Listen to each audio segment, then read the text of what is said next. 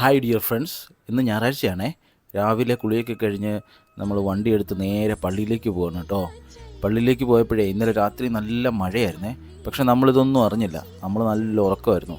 രാവിലെ അതിരാവിലെ ഇങ്ങനെ എഴുന്നേറ്റ് ഞായറാഴ്ച പുലർച്ചെ ഇങ്ങനെ പള്ളിയിലേക്ക് പോകുന്നൊരു പ്രത്യേക വൈബാണ് കേട്ടോ. അങ്ങനെ നമ്മൾ വണ്ടിയൊക്കെ പാർക്ക് ചെയ്ത് നേരെ പള്ളിയിലേക്ക് നടന്നു പോവാണ്. നടന്നു പോകുമ്പോൾ നമ്മുടെ കപ്പേരച്ചൻ 1-ാം മണി അടിക്കുകയാണ് കേട്ടോ.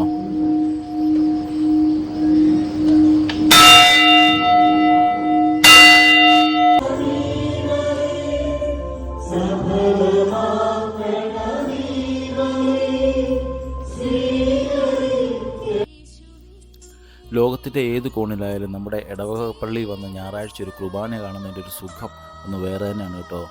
ഒരു പ്രത്യേക ഫീലാണ്.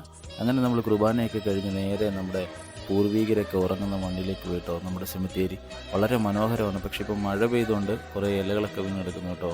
ഭയങ്കര രസമാണ് നമ്മുടെ പള്ളിയിലെ സെമിത്തേരി കാണാനായിട്ട്.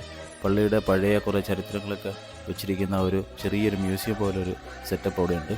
അങ്ങനെ നമ്മൾ വീട്ടിൽ വന്നു കേട്ടോ. വീട്ടിൽ വന്നു കഴിഞ്ഞപ്പോഴേക്കേ വീടൊന്ന് ക്ലീനിങ്ങും പരിപാടിയൊക്കെയാണ്. എന്താണെന്നറിയാമോ സംഭവം? ഇന്ന് രാത്രി നമ്മുടെ കുടുംബ കൂട്ടായ്മയില്ലേ, കുടുംബ പ്രാർത്ഥന, അത് നമ്മുടെ വീട്ടിൽ വെച്ചാണ്.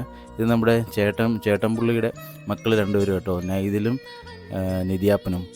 ഒരു സൺഡേയിൽ നമ്മൾ വീട്ടിലേക്ക് വന്നാണ്.